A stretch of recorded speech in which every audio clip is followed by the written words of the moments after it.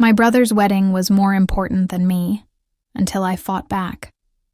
I've always been the background character in my own family. My younger brother Jason was the star. The athlete, the charmer, the golden child. Me, I was the weird one, the quiet one, the artist, the one who didn't fit the family mold. It wasn't just about being different. It was about being invisible.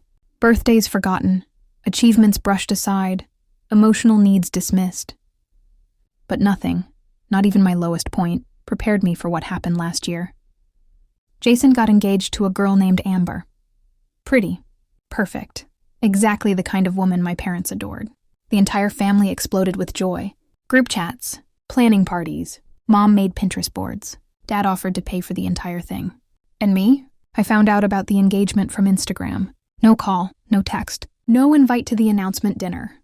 Just a photo of Jason on one knee captioned, "She said yes forever."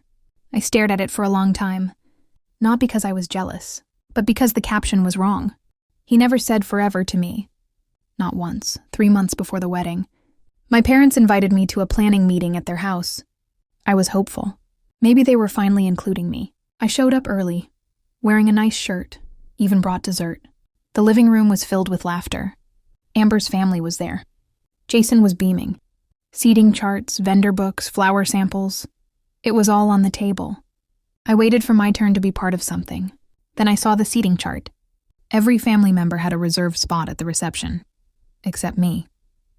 I wasn't on the list. When I asked, my mom said, "Oh, honey, we assumed you'd help with parking or photos or something. You're more of a behind-the-scenes person, right?" Behind the scenes, again. I excused myself and left.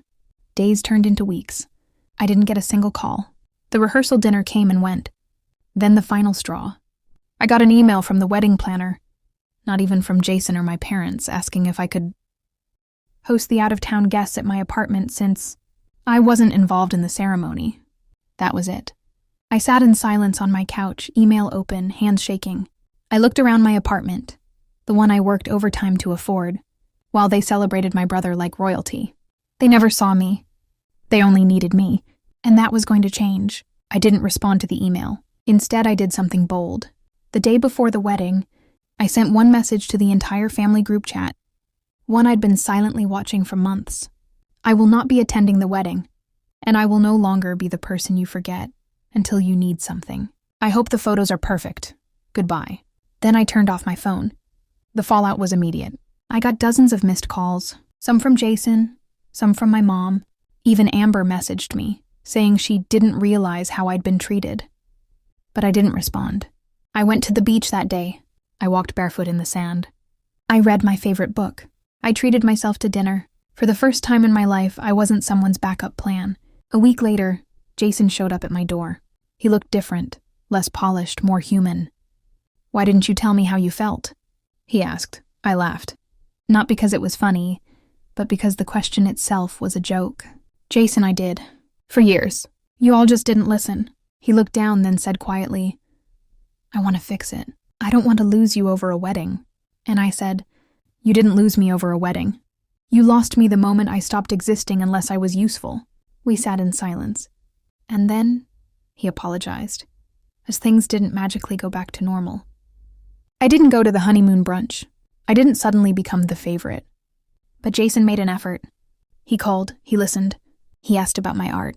My parents, they're still uncomfortable, and that's okay, because I've learned something important. Sometimes family makes you feel like a side character in your own life, but you don't have to stay in that role. I wasn't just forgotten. I was ignored. I was dismissed, and now, I'm not behind the scenes anymore. I own the stage.